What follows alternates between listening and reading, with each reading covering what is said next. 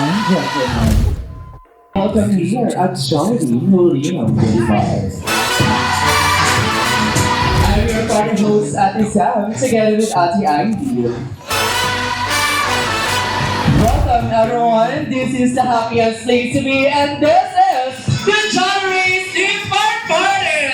Isa na bumati kabong palakpakan sa ating lahat! And today we're celebrating the first birthday of Baby Edward. Kaya naman sabay-sabay natin salubungin together with from Mommy and Daddy, our birthday celebrant, Baby Edward!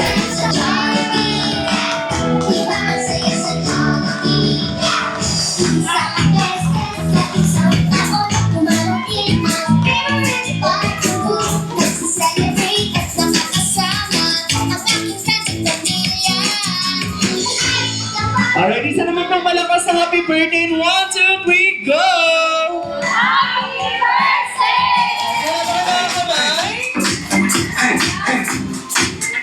Mga kamay!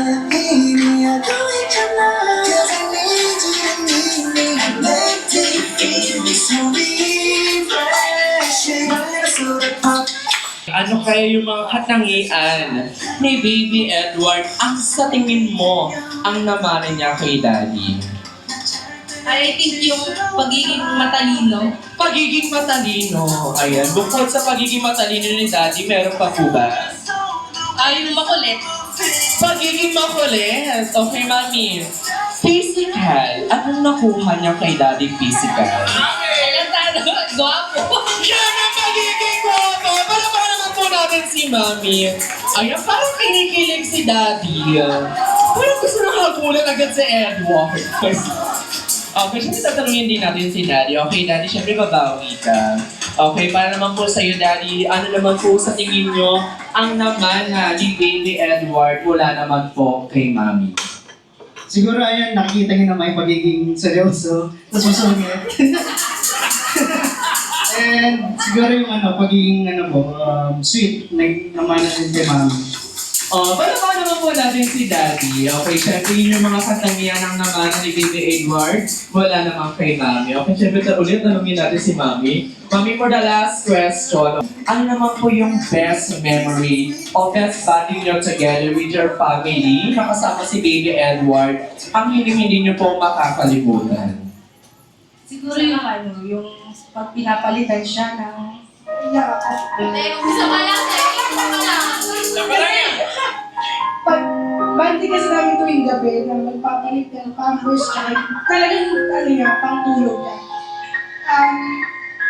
Yung pagiging makulit niya, bago siya matulog talaga, nakikipaglaro siya, bandi siya sa amin bago siya talagang matulog. So yun talaga yung hindi ko, kahit pagod ka sa trabaho or burnout ka sa trabaho, may anak kang magpapasaya sa'yo. Yes lang. Thankful ako kasi talagang naging matalino siya, naging makulit siya. Lahat ng positive nasa kanya. Bilang isang ina, parang hindi ko deserve na magkaroon ng isang anak na ganito. Pero sobrang blessed ako na may isang binigay sa amin, isang Saint Edward na hindi ko akalain. Please all welcome to one and only best friend, Hetty! Your best friend, my best friend, and our best friend, ang bida ng saya, walang iba kundi si best friend, Jollibee!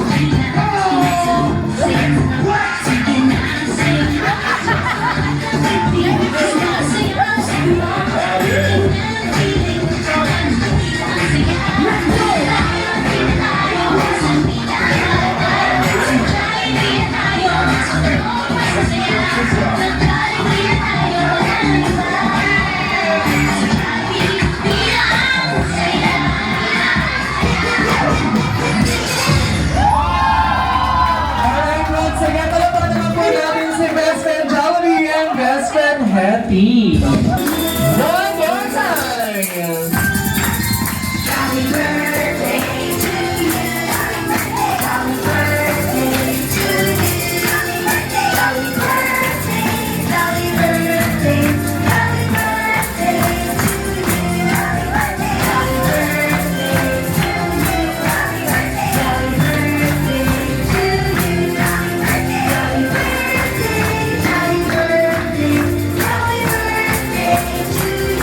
Alright, happy birthday, baby Edward. Kaya naman namin ang daling tulungan po natin ang ating birthday celebrant na mag-wish at mag-blow ng kanyang candle. Kaya naman close your eyes, make a wish, and if you're ready, blow the candle.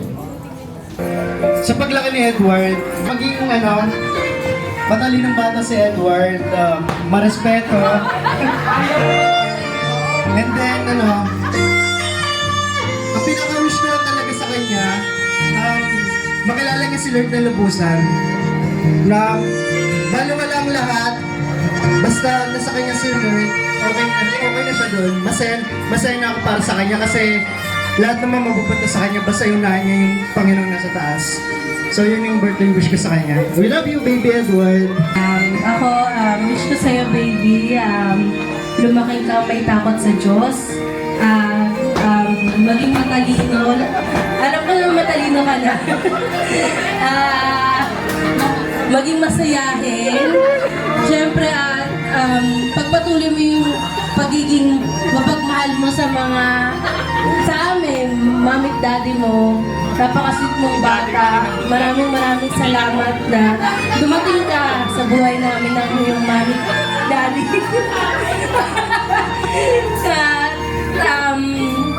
Gagawin lahat ng mami at daddy mo sa lahat ng aspeto ng iyong buhay. Tutulungan ka, susuportahan ka, at mahal na mahal ka namin ng daddy mo, baby Edward. I love you so much. Happy birthday!